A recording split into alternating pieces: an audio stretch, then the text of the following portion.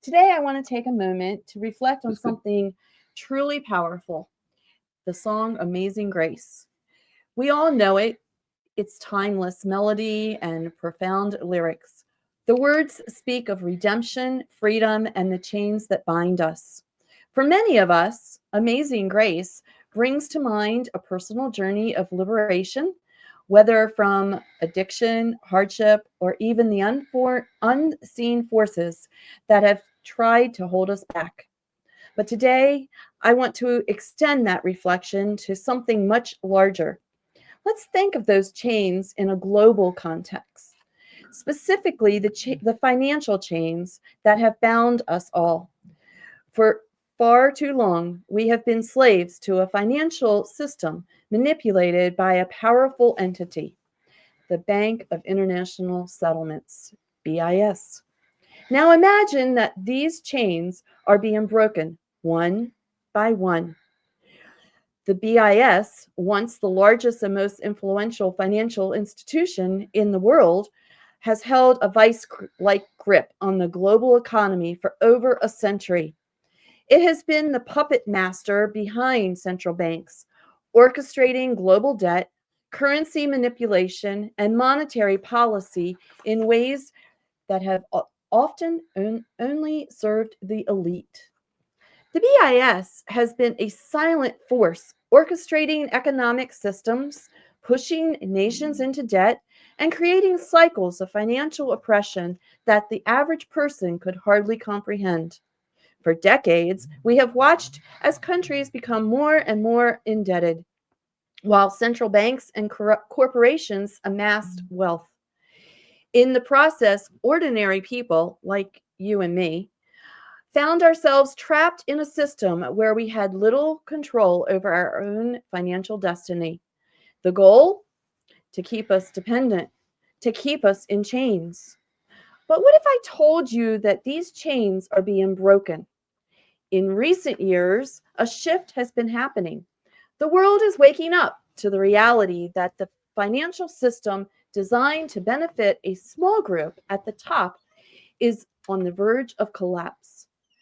We've seen the rise of alternative financial systems, decentralized currencies like Bitcoin, and countries exploring ways to move away from the dominance of the BIS and the dollar.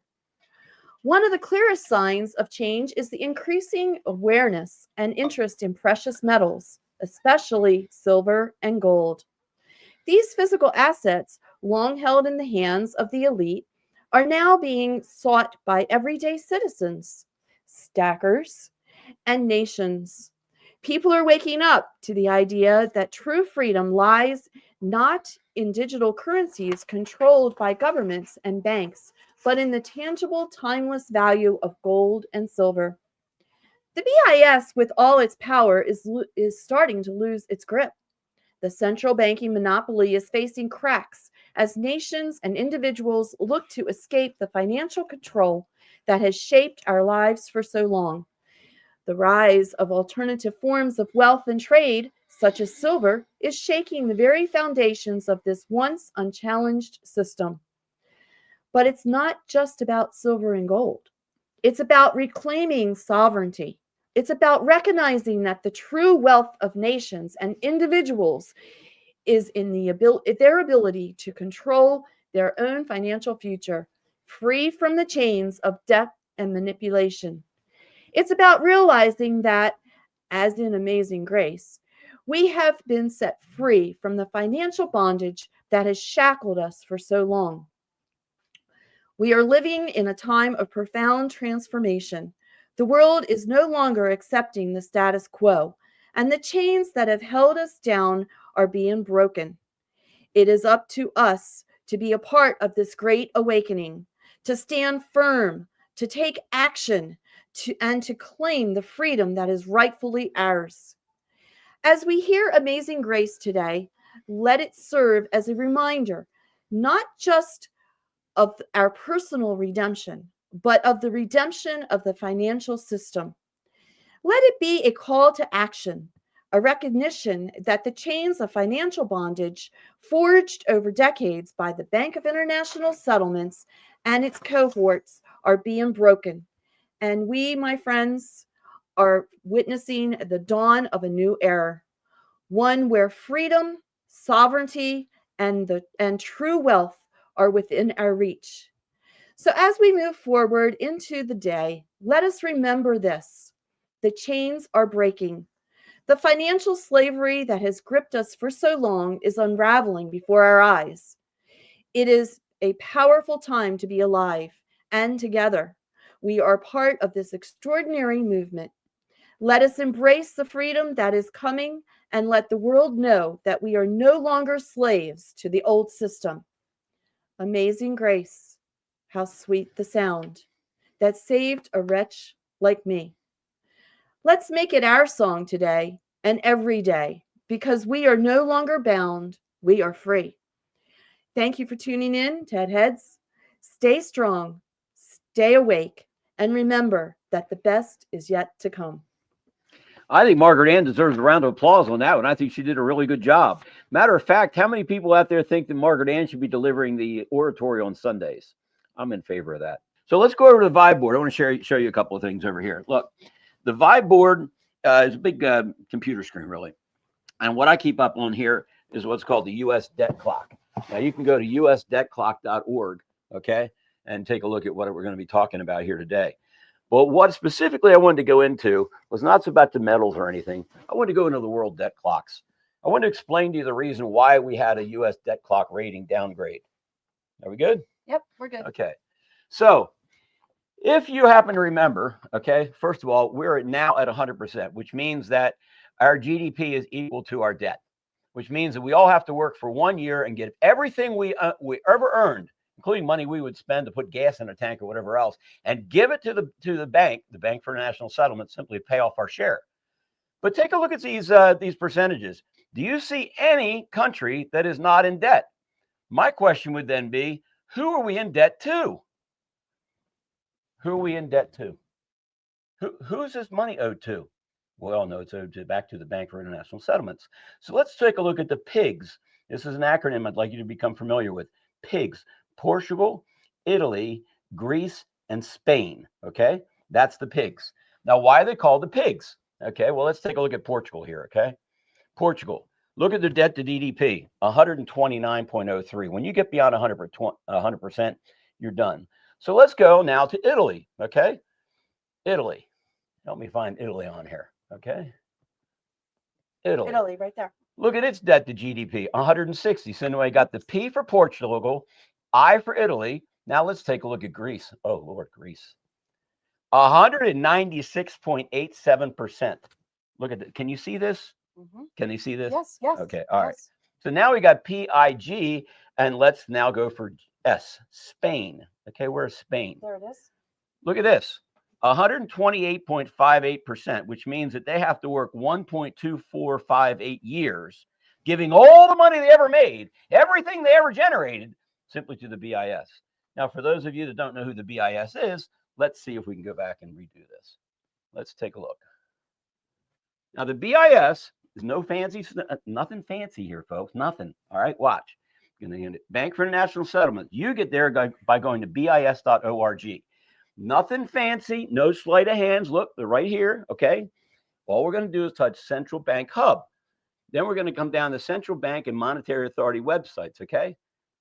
And look at this. You pick the letter of the alphabet, and I'll tell you all the banks. They own all the banks in that country. So give me a letter of the alphabet. Oh, how about N? I just picked N.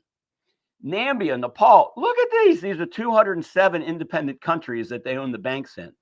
Not one bank, all the banks in all the countries. That's what's changing. Are you excited? They're going down. So let's finish up with get the show rolling here. But I wanted to make sure that you understood what was going on.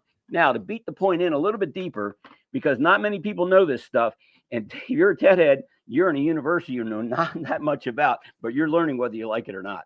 So who are the pigs? We have a slide on this, and what caused the U.S. to lose its perfect credit rating it enjoyed since 1917?